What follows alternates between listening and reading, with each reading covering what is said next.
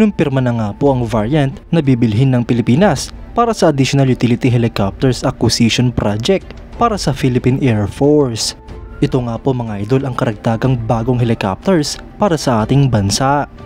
Yan ang pag-uusapan natin, pero bago yan, kung bago ka lang sa aking channel, huwag mong kalimutang mag-like, subscribe at i-hit mo na rin ang notification bell button para lagi kang updated sa mga bagong videos natin.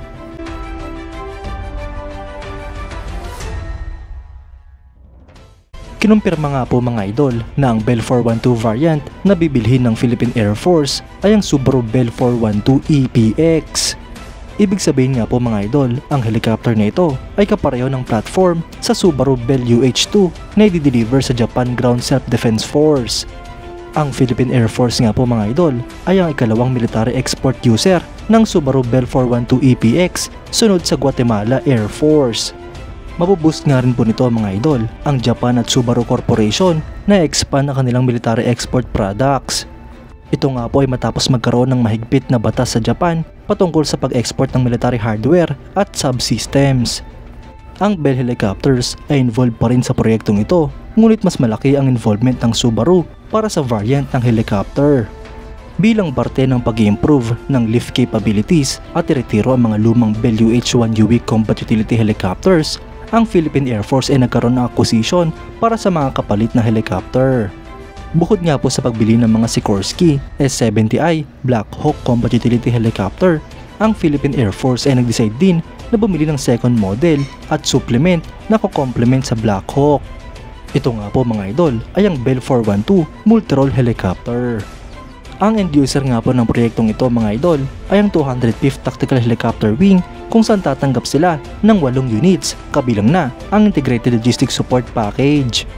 Ito nga po ay parte ng second list ng Horizon 2 Phase Projects ng Revised Armed Forces of the Philippines Modernization Program. Ang budget nga po para dito mga idol ay mahigit sa 6 billion pesos. Ang acquisition mode nga po dito mga idol ay government to government deal kasama ang Japanese government. Habang ang pondo naman ay babayaran via multi-year contractual authority sa loob ng 3 taon gamit ang General Appropriations Act starting fiscal year 2023. Ang SARO mga idol o Special Allotment Release Order ay nilabas ng August 3, 2023 na nagkakahalaga ng halos 1 billion pesos para sa 15% initial payment.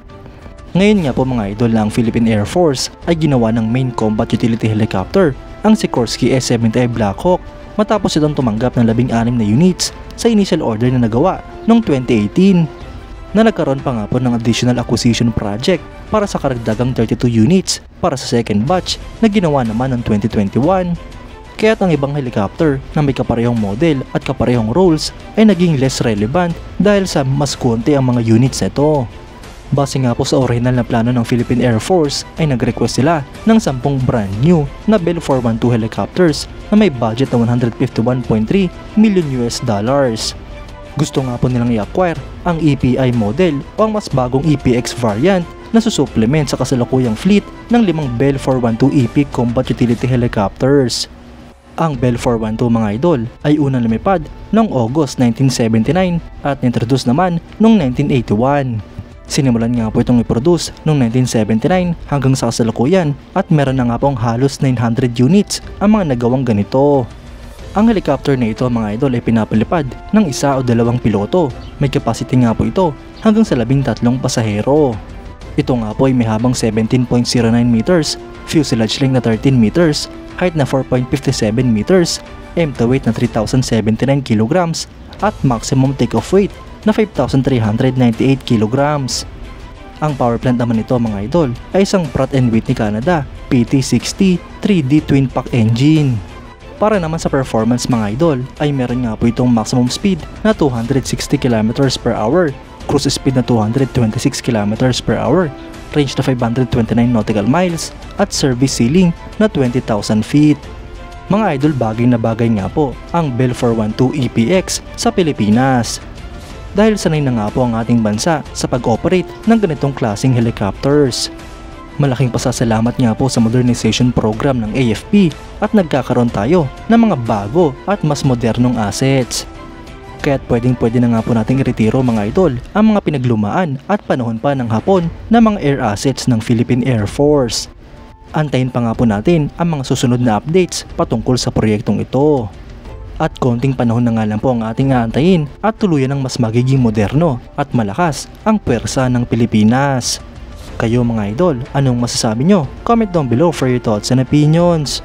At yan nga lang po ang pag-uusapan natin ngayon mga idol. Maraming salamat sa panonood.